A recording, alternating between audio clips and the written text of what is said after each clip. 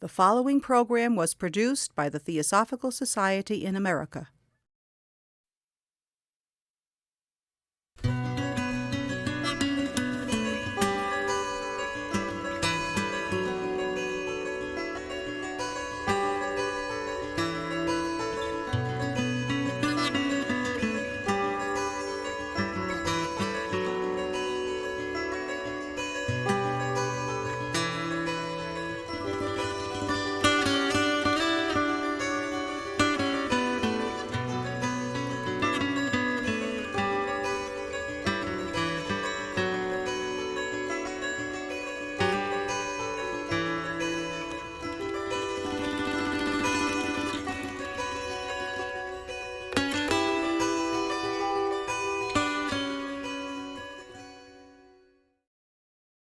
My dear friends, sincerely, what a joy it is for me as a Muslim to be here in what in Islam is called a circle of love. The exact verse is, "Oh, please come out of the circle of time and enter the circle of love." You know, I'm here to talk about Islam, but really it's more about Islamophobia or Islamotrauma. And following what Brother Ed Tick said, certainly you as non-Muslims, as US citizens in America, you are suffering from a trauma of Islamic terrorism. You are wounded.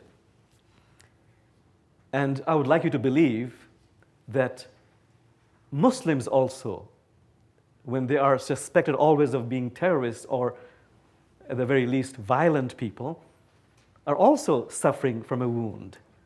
So we're fairly consistent in that area. You know, it's very important that if we want to heal this, we have some models. And the best model I can think of is someone from my part of the world. I'm from Bangladesh, from South Asia.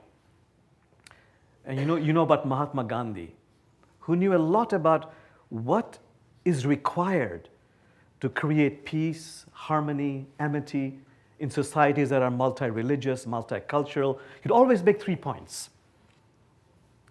Number one, he would say, it is the sacred duty of every individual to have an appreciative understanding of other faiths in that community. Not just a nice idea, it is a sacred duty. And to have an appreciative understanding. I don't know if you know, in America, the second largest religion in this country is Islam, the group of people. And there are 1.6 billion Muslims in the world. You can't get away from them. Nor they from you. And it's not enough to say, I'm a theosophist. Or Jamal says, as Edie so kindly said, or David so kindly said, I'm a good person. I am non-prejudiced. I'm open-minded. Gandhi would say, what are you non-prejudiced about? What are you open-minded about? You must know something which is an appreciative understanding of the other faith. That's point number one. Point number two Gandhi made was that he said, let's accept that every single religion has truths and untruths. And he would add with a wink, especially your own. Third point. He would say, if someone commits a wrong, let's say a religious extremist commits violence, he would say, I beg you, please do not criticize this person's religion. Better point out to this person verses and insights of beauty and wisdom from this person's own religion. Help this person to become a better Muslim, a better Christian, a better Jew, a better Hindu. That is the way to peace. So, in the short time I had, I'm so glad I have a clock, my wristwatch, because I don't see a clock up there. I'm from the East. I normally talk till somebody snores. But I know I've got to stop. But I'll be disciplined. I got to watch here.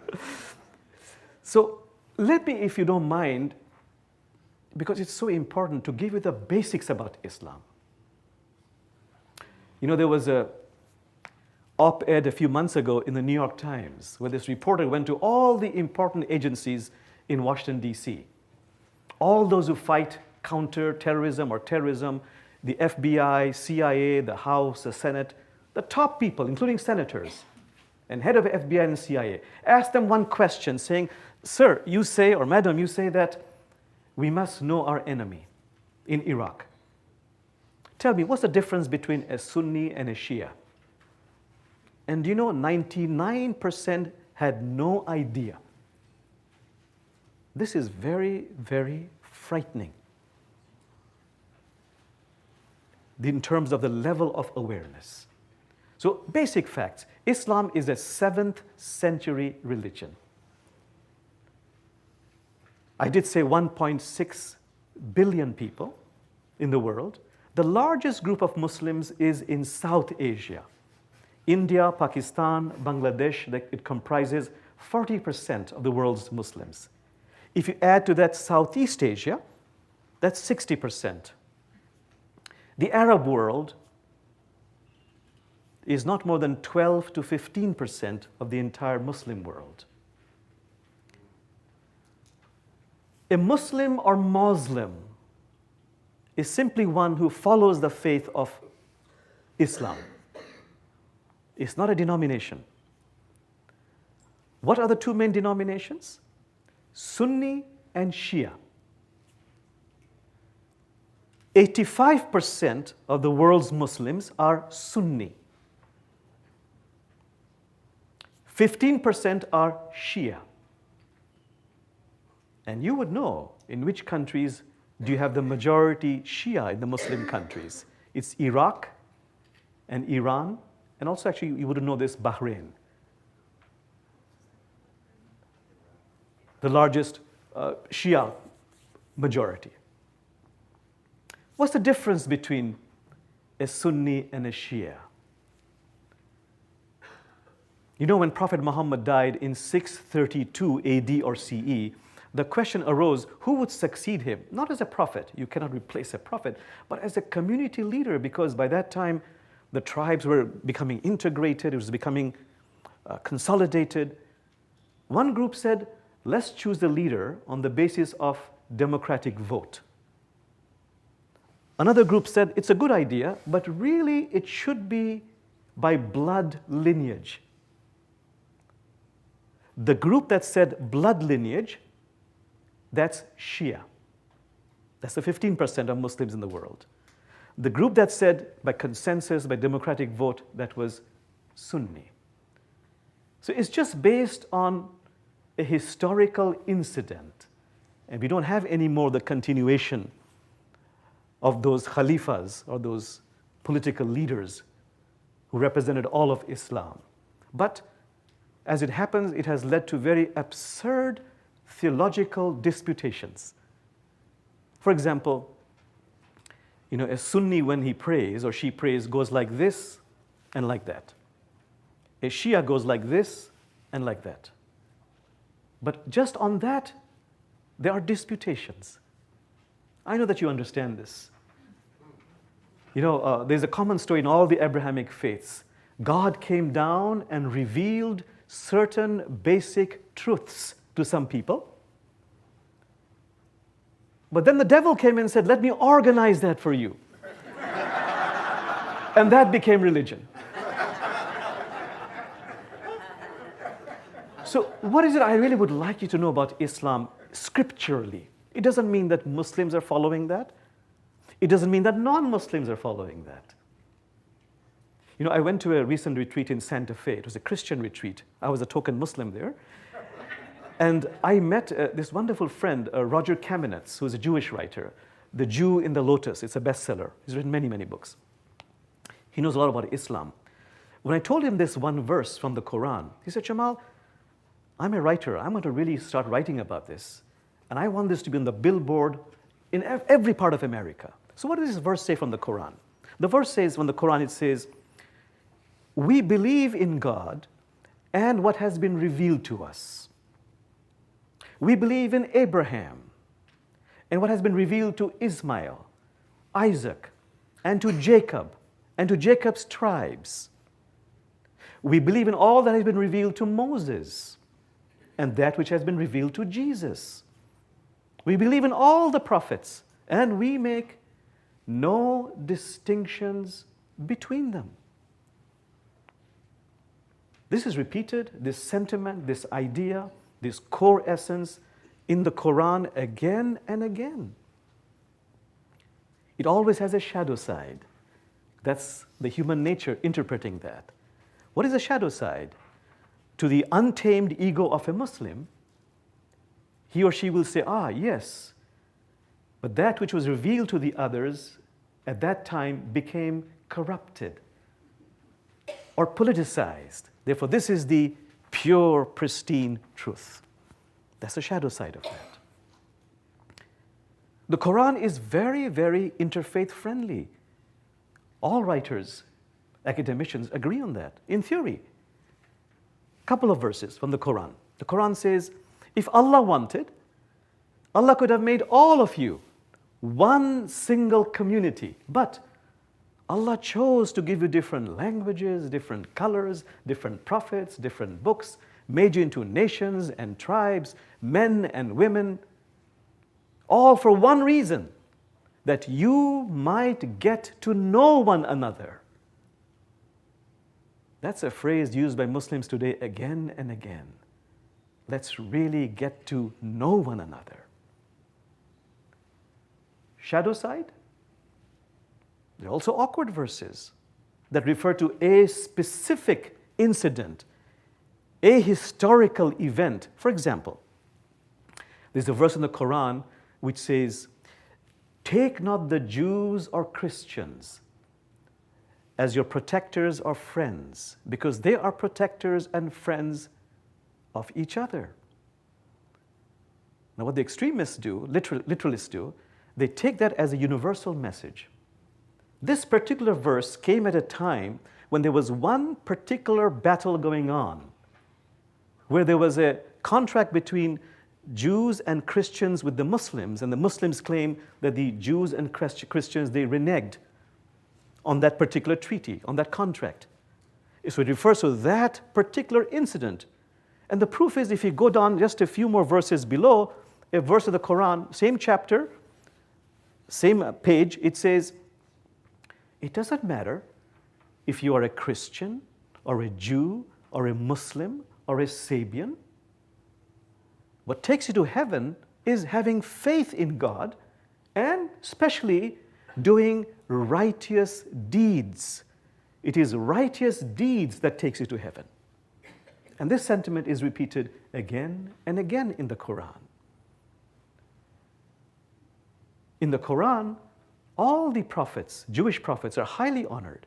Abraham, of course, is called, much to the sometimes annoyance of my rabbi friends, he's called the first Muslim. The Quran says Abraham was not a Jew, was not a Christian, he was the first Muslim. Muslim in the sense of someone just being submitted to God. That's the literal meaning of Muslim. Moses is called the voice of God, Kalimullah. Mary has a whole chapter in the Quran. There's far more in the Quran about Mary than all the Christian scriptures put together. And Jesus in the Quran is called Ruh Allah, Spirit of God. In fact, Jesus in the Quran is highly revered, even though the Quran says, make no distinctions between the prophets. But Jesus is very special. In what sense? For example, in many ways, but I'll give you one example. You know, in Islam, there is no original sin. The Quran says every single human being is fitra, which means primordially, originally, very good, very, very good, which led Rumi, by the way, to go into a trance, and he exclaimed, you are a ruby in the midst of granite. How long will you continue to deceive us? For we can see the look in your eyes. So please return to the root of your real self. So everybody is fitra. However, out of an intelligent design, the Quran says, divine design, God placed in every single human heart what is called the slinking whisperer. So we can build our spiritual muscles. Of course, God guides you.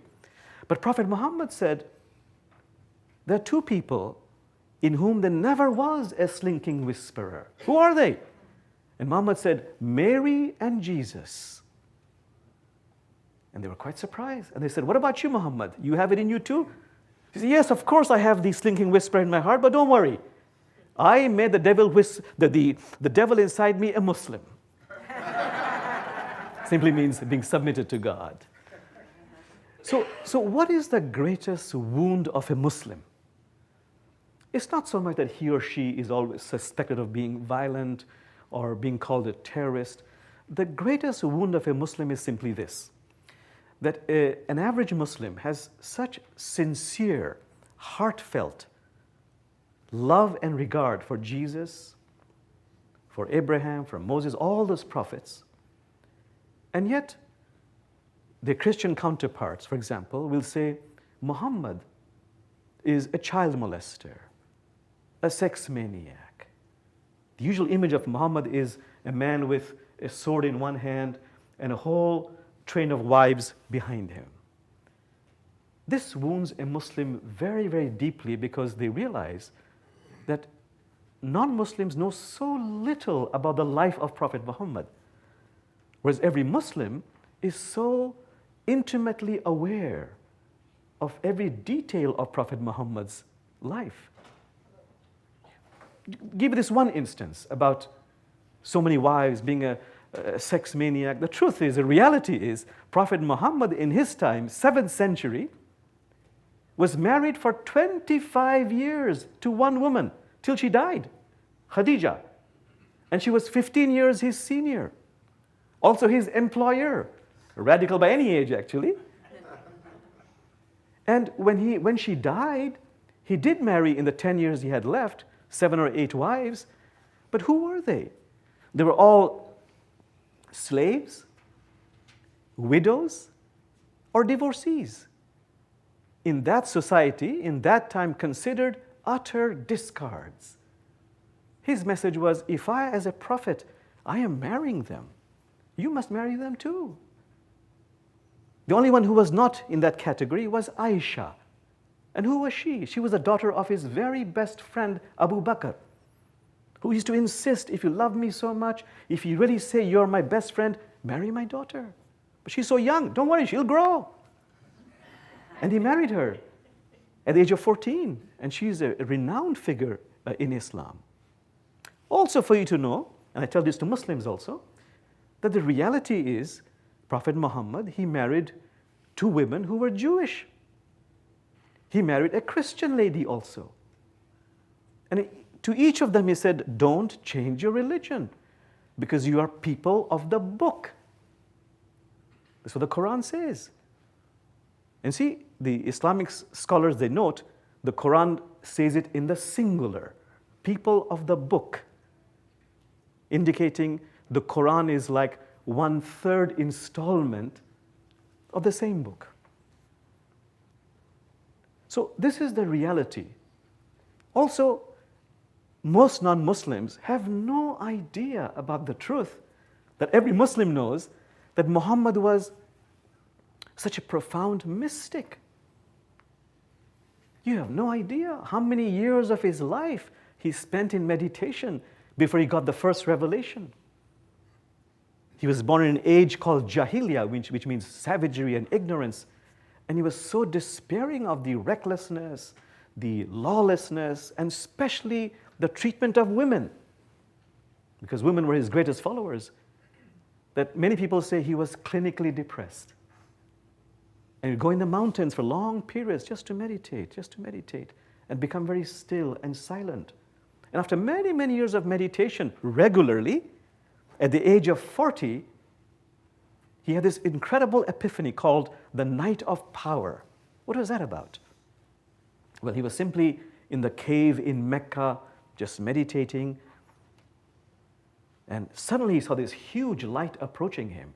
And he felt deathly scared. He was shaking, mortified, perspiring. This light came closer and closer and said, I'm Angel Gabriel. And he thought for sure he was going mad. And the light said, Iqra.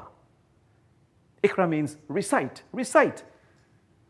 And he was befuddled, bewildered, petrified. All he could mutter was, "But I'm illiterate." And he ran down the mountain into the arms of his wife, Khadija. Long story, she sent him back.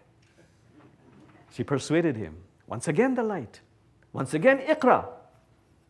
But this time he felt some pain inside of him, and just from the depths of his being, from the innermost recesses of his soul, came out these words of astonishing beauty and wisdom that was seared into his soul.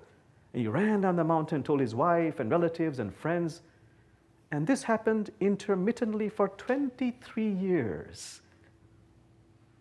Quite often unpredictably, and sometimes in answer to questions. He would go into a trance and receive that voice. And the collection of that is called Qur'an, which you have heard about. And Qur'an literally means recitation.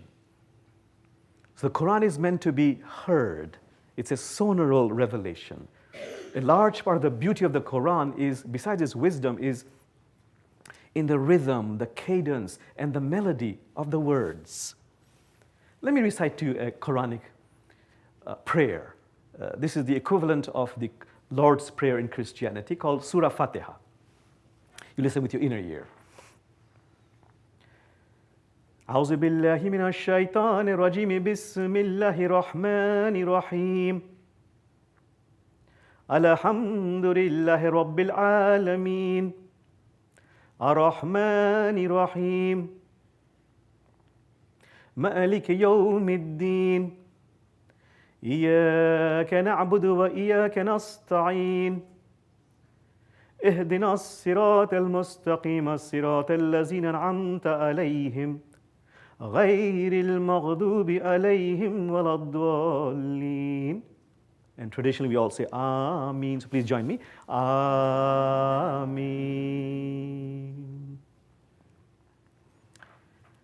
The second epiphany I want to tell you about Prophet Muhammad, which every Muslim knows, is called the night journey. Once again, Prophet Muhammad was meditating, and to his utter astonishment, and he was confused. Is this a dream or is it really happening? He found his entire being becoming transported horizontally from Mecca to Jerusalem. And from there, with Angel Gabriel, he began to ascend 7 levels of heaven, from which comes this cliche, I am in 7th heaven, going up all the way. And it has many symbolisms, many meanings, as has the Night of Power.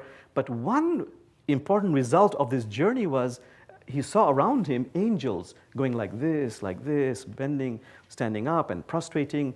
And all they were saying was, "Oh God, you're the greatest of the greatest, the most compassionate of the compassionate. Thank you, thank you, thank you." So he got the message that a human prayer must consist essentially of praising God and thanking God, and using the gift of a human body to express this adoration. You've seen Muslims pray, they prostrate. That's why the saying is, one prostration of prayer to God frees you, liberates you from 1,000 prostrations to your ego. That's the purpose of a prayer. Let us move on to now some very used and misused words these days. Unbeliever, infidel. You've heard those words again and again. The reason I want to talk to you about that is because the assumption is made that, and this is actually, this impression is given by Muslims and non-Muslims, that infidel refers to someone who is not a Muslim. And that's not the truth. Infidel comes from the root word kafir or kufr, which simply means one who is ungrateful, Muslim or non-Muslim. So in the Quran, the harshest words used for infidels are for those who persecuted Jesus. Harshest words. They're the greatest infidels. Those who opposed Abraham, Moses, they're infidels. So that is a misconstruction, thinking that infidel is one who is not a Muslim, can be anybody. And by the way, this idea of gratitude is very strong in Islam, as it is in other religions. You know, I'm from Bangladesh, a very small country land-wise, half the size of Oregon. Oregon has about 4 or 5 million people. We have 150 million people. It's really packed. And plus, as you know, every year we are visited by all kinds of natural disasters. You know that. 8 years ago, Oxford, Cambridge did a worldwide tour. In which part of the world are people the happiest? Lo and behold, Bangladesh. Why? They said because they found out these people are so grateful. They've learned the art and the meaning of gratitude. Let me tell you, Mullah Nasruddin's story. That's the teaching story in Islam. The mullah has lost his donkey. In that part of the world, it's a very big deal. The entire village tries to find his donkey. They cannot find his donkey. They come back in the evening to give mullah the bad news. And where's the mullah? He's in the town square on his knees saying, Allah, thank you, thank you, thank you. I'm so grateful, I'm so grateful.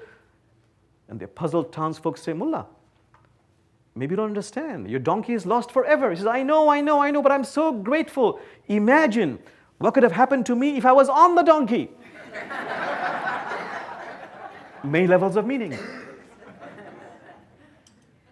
Even in times of affliction, if you're giving thanks, gratitude, you're giving thanks for unknown blessings already on their way.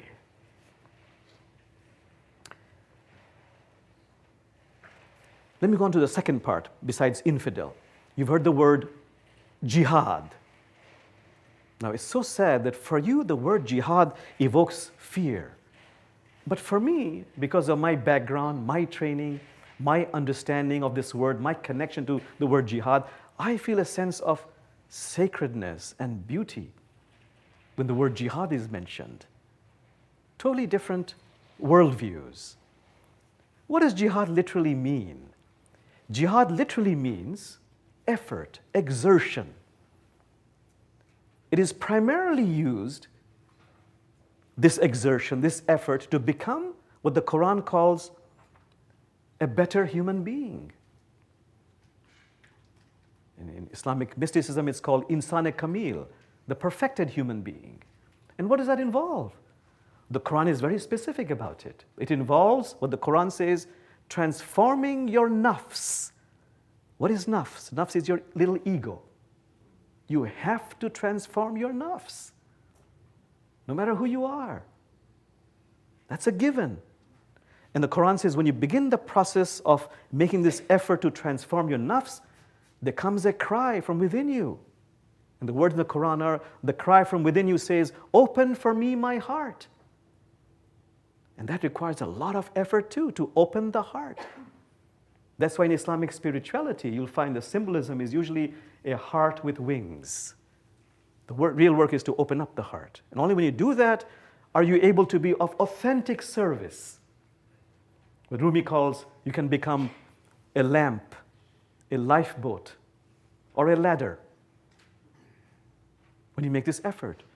So this effort in really gathering the scattered fragments of your ego, as the mystics say, so the royal stamp can be pressed on it, that's jihad. The effort to open your heart, that's jihad. Let me tell you a mullah story again of this vigilance that's required, the jihad that's required. The mullah goes to work, opens his lunch pail box. What does he find? A cheese sandwich. Second day, third day, fourth day, always a lousy cheese sandwich. On the 10th day, he says, I'm getting sick and tired of this lousy cheese sandwich. So his co-worker said, Mullah, why don't you ask your wife to make you another kind of sandwich? You can be firm with her. I'm not married. Who makes them? I do.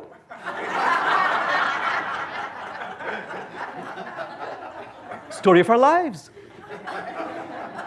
It requires that jihad, that vigilance, that effort to become aware and break the pattern.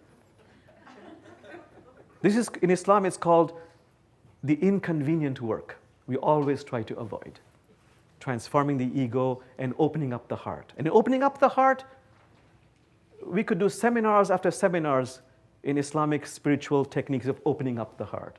Let me say what Rumi says. Rumi says, Jamal, take a pickaxe and break open your stony heart. The heart's matrix is glutted with rubies. Springs of laughter are buried in your chest. So you have to open up your heart. There's a direct revelation from God to Prophet Muhammad where God says, O beloved one, I cannot be contained in the space of the earth. I cannot be contained in the space of the heavens, but I can be contained in the space of the pure, loving heart of my servant. Quran says Allah is Zahir and Batin, outside of you and also inside of you. Mystics say, if you say God is only inside of me, the whole universe hangs its head in shame. If you say it's only outside, you're not telling the truth. And this is the real work which is called the inconvenient work. Let me tell you a true story of this very beloved female saint in Islam named Rabia, 8th, 9th century. And another very famous mystical saint named Hassan of Basra, very much in love with her because she was so beautiful. And she always refused to marry because she said, I'm already married to God. So one day they're sitting by this wonderful tree, and there's a lake there, and it's a walled compound, and Hassan of Basra is so eager to impress her. It becomes 12 o'clock, time for prayer. So he takes his prayer rug and he puts it on the lake, and he gets on it. He floats on it. And he tells her, Rabia, please join me in prayer. Thinking this will really impress her. She takes her prayer rug, he steps on it, and she levitates, she goes higher than him. And says, Hassan, please join me. Isn't this what you want? Now that I'm much higher than you, I'm above the walled compound, everybody can see us, and they'll marvel at our powers. Hassan, what you did, a fish can do. What I did, a moth can do. But you're forgetting what the Quran says, to do the real work. Transforming your nafs and opening up your heart and being of authentic service. That is the real work. You know, Rumi says it's like a benevolent king has sent you to a far away country with one specific task in mind. You go to this far away country, you do so many wonderful things, but not that one specific task. Upon your return, can you say you have attained, accomplished? No. So this is very clear in the Quran, if truly we listen to it. So that's one part of jihad, the main part of jihad. The other part of jihad is to work for justice, to make an effort to work for justice. The Quran says, be just. This is closest to God consciousness. You have to be just. In fact, the Quran, like other holy books, has very strict injunctions. Be witnesses to truth. Even if you are against yourself, your relatives, or your parents. The last part of jihad, I would say less than 10%, is about defending yourself when you are attacked. The exact verse of the Quran is, fight in the way of God those who fight you, but begin not hostilities. God loves not the aggressors. This is very clearly laid out. Now many will say, but jihad means holy war. This is the impression given by media, by educated people. The truth is, I want to tell you unambiguously, I don't know the exact English word, unequivocally, the word holy war does not exist in the Quran. Just as the word 72 virgins, you've heard that many times. Believe me, I have looked. It does not exist in the Quran. Yes, it is an extra Quranic sources because you see, we forget one particular point I should mention to you. Ever since 7th century, For 1,000 years, Islam was a predominant religion. It's very hard for you to understand that today. I repeat, since the 7th century, for 1,000 years, Islam was a predominant religion. In that 1,000 years, there was a lot of contentious debate among the jurists and sages. It was warmly welcomed. People were delighted, having diametrically opposite views. They're the people who brought up these contentious ideas and concepts. But in that 1,000 years, let me tell you, if you were to ask who has the largest geographical empire, Islamic empire, largest economic power, Islamic empire, largest military machine, Islamic empire, and what Muslims like to believe, a most beautiful flowering of arts and literature, especially sciences. But after 1,000 years, last 3-4 centuries, very sharp decline in the political and economic base of Islam. Today, if you ask, in which part of the world are people the poorest of the poor, Islamic world, the most illiterate, the most economically deprived, the most politically deprived by their own people, oppressed by their own governments, Islamic world. What happened? Many, many theories, but everybody agrees at the root of it is simply this. The answer lies in just the way I said it. How did I say it? We were number one, number one, number one, number one. This very quickly produces an astonishing energy of arrogance and ignorance in the rulers. And very quickly there's a decline. And that's what happened to Islam. So today, if anybody tells me individually or collectively, I am number one or we are number one, I really get quite worried, actually. Okay, let me move on then to the third most misunderstood part, the status of women in Islam. For sure, I would say the biggest problem we have in the Islamic world today is about restoring the rights, the rightful voices of women in Islam. Do women have a second-class position? I would say sometimes a third-class position, actually. This is very paradoxical. Why? Because everyone agrees, without any dispute, that the world's most radical feminist was actually Prophet Muhammad. And the Qur'an as a holy book, compared to all the other holy books, gives the greatest rights and privileges to women. Not perfect, but I'm saying on a relative basis. So why is it that the situation is so difficult today? Let me give you an example of what's happening actually.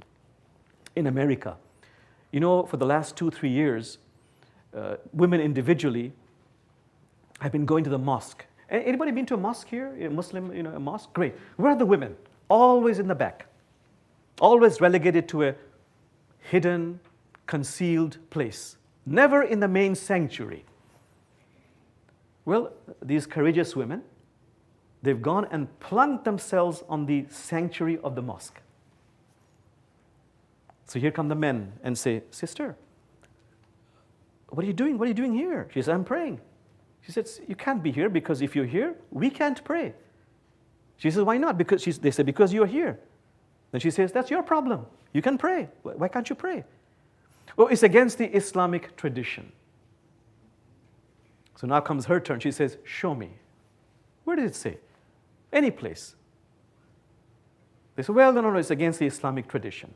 So she says, "Now listen to me," and she has documents. In the 7th century, at the time of Prophet Muhammad, when he had his mosque adjacent to his house, women and men prayed alongside. One side men, one side women. Women sometimes led prayers. Women did the call to prayer. So why can't I be here? Oh, it's against the Islamic tradition. But see, don't forget, men have begun to hear this now. Wow. Where does it say in the Quran? But my point to you is, it has become a part of the Islamic tradition by medieval consensus. And why did it happen that way? The main reason is this, most academicians agree. that when Prophet Muhammad gave such, quote unquote, astonishing rights to women in the 7th century, the men were so enraged. The men were so furious, but because he was a prophet, they couldn't do anything. But when he died, they took charge and they began to interpret the verses to the advantage of men. All those verses in the Quran, which were to the advantage of women, they turned to the advantage of men. Let me tell you the worst one. The worst one. When Prophet Muhammad gave so many rights to women and the men were so angered, many men would come to the Prophet and say, but you know, this lady who is married, I've seen her having an affair with my neighbor there. She's guilty of adultery. And this happened so often that Prophet Muhammad, he went into a trance. He asked this question, what shall I do? And a revelation came and said, if these men come and complain about the adultery of those women, they must produce 4 reliable witnesses who saw the physical act. Impossible, really. Well, when Prophet Muhammad died, and when a woman came and complained about, I have been raped, these men began to say, by extension of that verse, that's their interpretation of the Sharia, do you have 4 reliable witnesses who saw the physical act? Well, of course not. But see, it doesn't stop there. They extended even more to say, because you have not been able to produce 4 reliable witnesses who saw the physical act, you are obviously guilty of promiscuity, and you must be punished. That's the most egregious abuse of a verse which was meant to the advantage of women. So only now in the Islamic world do we have women who are scholars. This is the beautiful aspect of it. And they're saying, we're going to fight for justice, not on the basis of equity, but on the basis of scriptures. And they're making tremendous headway. They're saying, this is what the Quran says. And I give you many, many other instances how it has been abused. But you must know, in the Islamic world as a whole, everybody agrees women are on the move. If we take just one tiny segment and look at higher education, you'll be startled to know in all the institutions of higher learning, there's a larger number of women than men. Sometimes as high as 80% women to men. So you can imagine in the next 10, 15, 20 years, the whole world is going to change. In fact, a lot of women who are familiar with the women's rights and the liberation movement say the women's liberation rights is really going to come from the Islamic world because of what is happening. So my friends, what do we do? What can we do? What can I do? What can you do in this climate, difficult climate? And how can I describe to you this difficult climate? The Quran says it very beautifully. The Quran says when there is chronic misunderstanding, chronic anger, chronic distrust, chronic helplessness, chronic fear, the Quran says it's not that the eyes become blind, the hearts become blind. I repeat to you, it's not that the eyes become blind, the hearts become blind. And the Quran suggests when the hearts become blind, force is never going to work. Reason can only go so far. And here's the answer. Only that which comes from the heart can open another heart. This is our biggest challenge, and this is our biggest opportunity. So, in this very short time I have, just a few minutes, because I want you to ask me questions. What does Islamic spirituality or the Quran have to offer in this area? In theory, because again, you might say Muslims are not doing that. That's not the point. The Quran suggests that the most important provision for our journey, called life, no matter what your religion, is compassion. Prophet Muhammad said, all that is in the holy books throughout the ages is in the Quran. All that is in the Quran is in Surah Fatiha. That's the one I recited. That's the first chapter. All that is in the Surah Fatiha is in the Basmallah. Basmallah is a formula which says, Bismillahir Rahmanir Rahim. It means in the name of Allah, boundlessly compassionate, boundlessly merciful. The Quran suggests if only we understood the fabric of compassion. God is compassion. Creation is compassion. Our greatest provision, greatest practice, our greatest insight is understanding compassion and developing it. It's not only Islam, all the other traditions, but the Quran is emphasized 200 times in the Quran. And the metaphor is water. You know, on Friday, John talked about the tsunami. There are many verses which, from different traditions. There's nothing as soft and yielding as water is, and yet for overcoming the hardest, there's nothing as powerful as water is. So if water is the metaphor for compassion, compassion is authentic strength, raw strength. The Quran goes on further, says, not only is it raw strength, there's a verse in the Quran which says, and the earth was parched. And God sent down these merciful waters, and the earth was clothed in green, meaning compassion is also life-giving. Now, the greatest secret, the Quran suggests, is can you, and you know this, cultivate compassion for yourself. That's the key. If you really want peace within yourself, in your family, in your community, in your nation, globally, the secret is, can you cultivate compassion, mercy, gentleness for yourself? And we need that. If you want to transform the ego is very wily. If you use force, it won't work. If you want reason, it has a better reason, more logic. It only melts in the face of compassion. The heart, the Quran suggests, your pain, your sadness, your anger, your bitterness, please receive this with compassion for yourself. Allow it to break your heart. Carl Jung, who studied many Eastern traditions, he would say, can you for once in your life have the grace and the courage to kiss the dragons within you? Only then will they transform into a prince or princess. So the main work in Islamic spirituality is really to embrace your difficult feelings with compassion for yourself and bring it into you so you create what is called inner spaciousness.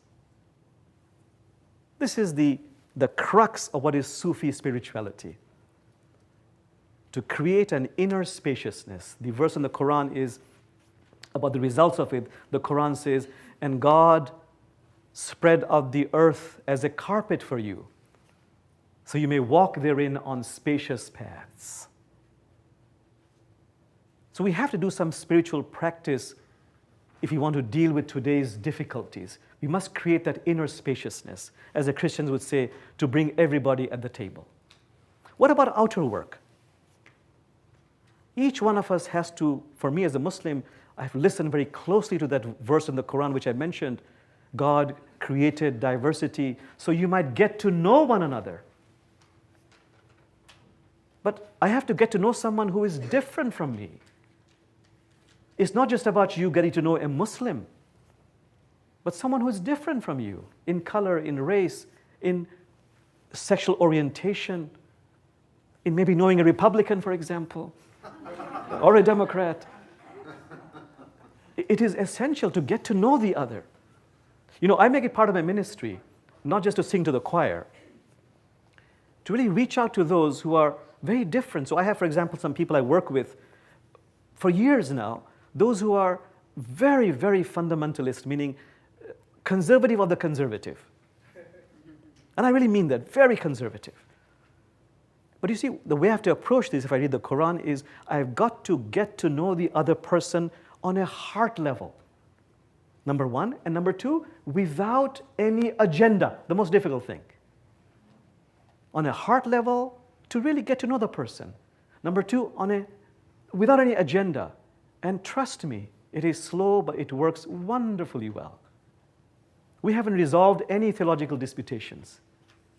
But you know what we have resolved is several things. One is, the same disputations are there, but now they no longer loom as a threat, because there's ample space for friendship, because we have gotten to know one another. And the second thing is, I'm finding I'm changing. I realize that I myself have had such biased, stereotype understanding of those neoconservatives. There is so much sweetness in them, so much of community, so much of willingness to work with the poor, help the marginalized. So in fact, in Seattle, for example, we do a lot of work with very conservative Christians and Jews in building homes for the poor. In fact, right now we're involved in building a home for a Muslim family. And they're very eager to be of help. The third thing which is important for me is I'm aware that most Christians and Jews are very unaware of verses of the Quran. You don't know that the Quran has given birth to an astonishing number of sages and mystics in the world called Sufis. Some would say the largest number of saints and mystics. That becomes an ego comparison. So what is it about the Quran that has given birth to so many wise people? Among them, for example, Rumi. Rumi, when he used to utter a poem, he used to say always, I'm a slave of the Quran. I am dust on the path of Muhammad. So I make it my business now to talk to writers, talk to therapists. I have a big project going with the clergy people to tell them about Quranic verses and for them to use it in their writings, in their therapy. I have a program now starting next year where I have many, many friends in the Christian churches. They'll all put certain selected verses in each of their pews. So along with their books, their hymnal books, they'll have 10 verses from the Quran to look at every time they go to church. Because a lack of awareness about Quranic verses is epidemic. And they have no idea. Verses like, every so where you turn is the face of Allah. It's a verse from the Quran, which inspired Rumi to say, if a drop of the wine of vision could rinse your eyes, everywhere you looked, you would weep with wonder. Okay, I could go on and on, but I really would like now some questions from you, and hard questions. You used the word Nafs. Yes. Tell us more about the transformation of Nafs. Terrific. What's the root of Nafs? What is that word? Okay. So the question was, what is Nafs? How does Nafs appear in the Quran? What is it about? Let me backtrack and tell you another verse, a direct verse from God to humanity. God says, I was a secret treasure, and I longed to be known. And so I created the worlds, visible and invisible. And the Quran says, oh humanity, I've created you upon the most beautiful model. But I've also put in you the nafs. You know, I think the closest is in the Hebrew nephesh. Has many aspects of meaning. The most simplified way is, it is the voice of the slinking whisperer of the Pharaoh within you, which continues to tells me, I am your Lord. So just to amplify that, a little bit more background. The Quran says, before humanity came down to earth, God gathered all of unborn humanity and said to it, am I not your Lord? And humanity was so excited to hear God's voice. We all uttered, yes, yes, yes, yes. We testify it. Then the Quran says, we've also placed within you and outside of you a Pharaoh. The word is Pharaoh. And the Pharaoh says, I am your Lord. So there's this constant tension. And that's a part of the nafs within us. So there is this ego within us which the Qur'an says, literally says, sometimes inclines you towards wrongdoing. And you have to use compassion, you have got to use vigilance to transform that. The second stage of nafs is called a self-blaming nafs. We begin to realize as you use compassion and awareness, I have choices. And choices have consequences. And I can get help. I can surrender. Prophet Muhammad said, take one step towards God, God takes 7 steps towards you. Walk towards God, God comes running. So that's the second stage. And the third stage is a nafs at peace. When you've mastered the second one, then you can say, yes, I am practicing Islam. My nafs is at peace right now. You can never destroy your ego. You can only transform your nafs so it becomes opened up to a higher will. Like, for example, the mystics say, what is a little seed? That is, seediness, when spring comes, should not be annihilated for the sake of a tree. So from the nafs grows this huge tree also. Any other questions? Yes? I'm going to ask a hard question. Please do, I want you to. I enjoy studying religions, and I made the acquaintance last year of a Muslim who came to speak at the Atlanta Lodge. And he's a Wahhabi. Oh boy, yeah. From my reading since then, I've read the biography of the Prophet Muhammad. Yes. And a number of other books, including many by Ibn Warwick, the author who wrote a book called Why I'm Not a Muslim. Right. Oh, yes, yes, yeah, yes. Their version of Islam. Okay, so let me break it into several parts. The first part my brother asked was, well, the first part you asked was about the Wahhabi tradition. How does that figure in Islam? Number 2, how does Sufism figure into Islam? And number 3, are Wahhabis and fundamentalists at the core of what is practiced in the Islamic countries today? Did I say it okay? Yes. Okay. You've heard of Saudi Arabia, of course, because it's an ally of the US. Now, when King Saud was coming into power many years ago, this is when the monarchy was starting in Saudi Arabia, they needed help. And they allied themselves with this reformer named Abdul Wahhab, who believed that Islam has declined after this 1,000 years of glory because it became too soft, because of these damn Sufis, and because we're not interpreting the Quran in a pure way.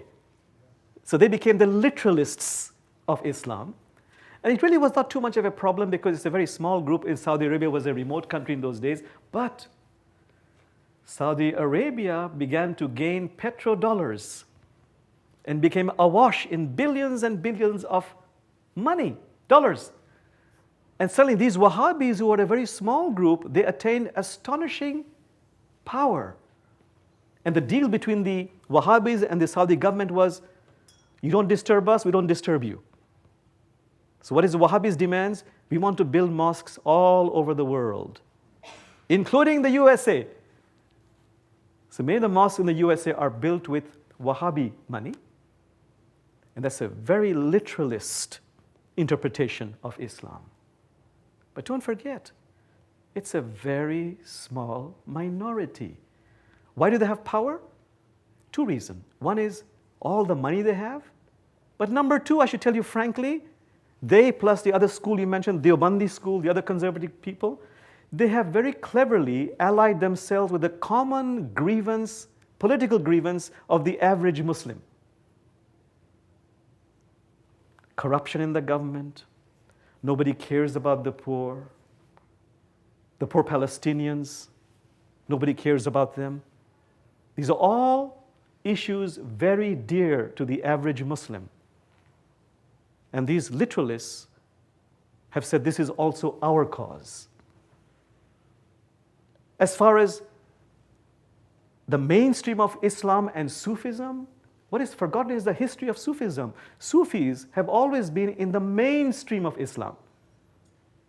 I mentioned the Largest number of Muslims are in South Asia.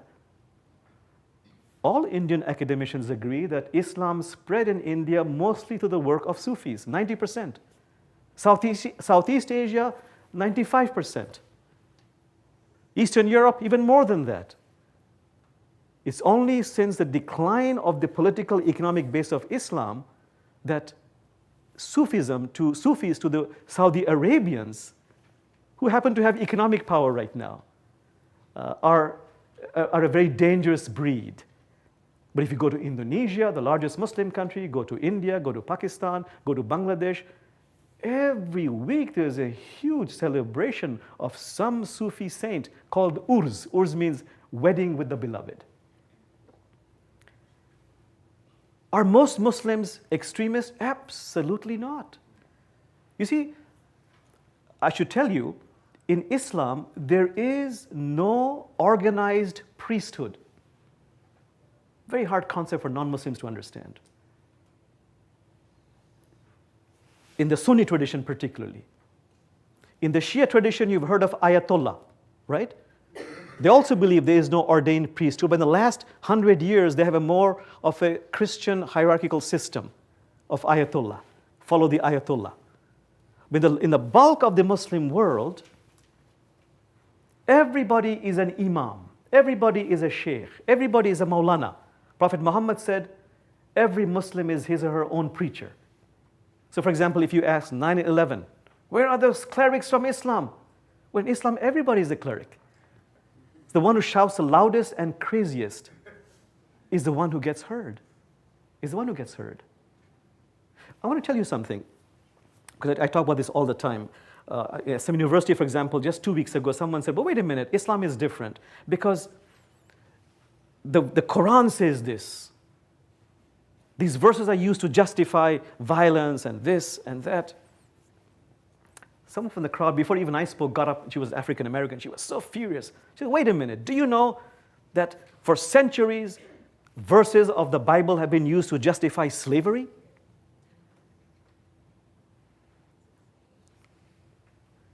Do you know, for example, she said that when apartheid was happening in South Africa, in so many churches, apartheid was justified through verses of the Bible. Are we to judge Christianity from what was happening in those instances, in those times? It would be wrong to do that. It really would be wrong to do that.